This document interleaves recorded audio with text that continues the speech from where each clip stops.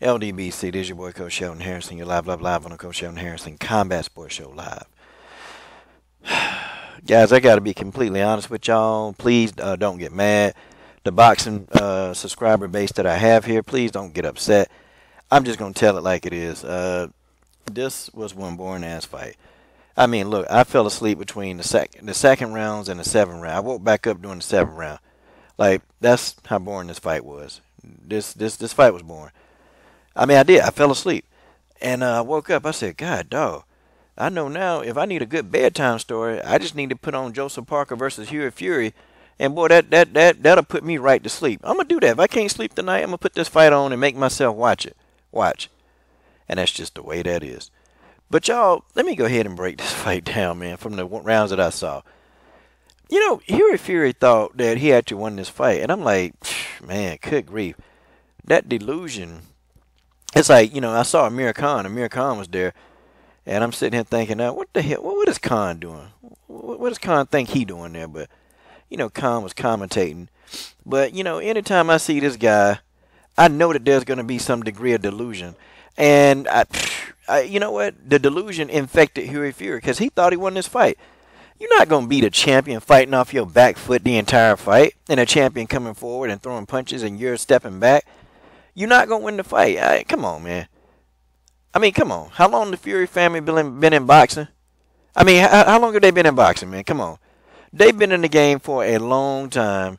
And it's like, okay, dude, you don't know that the judges are going to score, you know, the rounds for Joesph Parker. Yeah, they're going to score those rounds for Parker. Parker came forward. Parker was being the aggressor, man.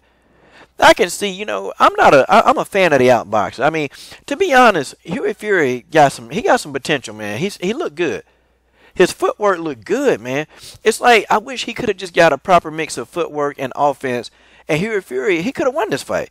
Like, this fight was right here for Hughie Fury to win. Like, it was there for him to win, but it's like he kept fighting off the back foot, man. Kept moving side to side. And, you know, he was like throwing a jab off the back foot, man. That ain't doing that, man. That's not doing anything. Yeah, I see why they scored the fight for Joesph Parker. I had Parker winning. Well, for the rounds I saw, I had Parker winning the rounds. Because he was the more effective, you know, he was aggressive. He was coming forward. And, you know, the outboxing style, see, there's a trick to it. You have to engage. You can dodge and block and parry, and you can, you know, slip punches. You can do that all day long. But if you don't counterpunch, if you don't do anything, then you're not going to, the judges ain't going to see that. That's one thing about the style, that you have to counterpunch. You have to land something, you know. And I just felt like Fury was just throwing up them jabs and just putting them out there, but the jabs had no purpose. They didn't do anything. They were just there, you know. And that's the problem. The jabs were just there. But yeah, man, this fight was boring. And I know if I need to go to sleep, I'm gonna replay this fight, look at it, force myself to look at it, and then fall right asleep. I guarantee I'll fall asleep watching this crap, man.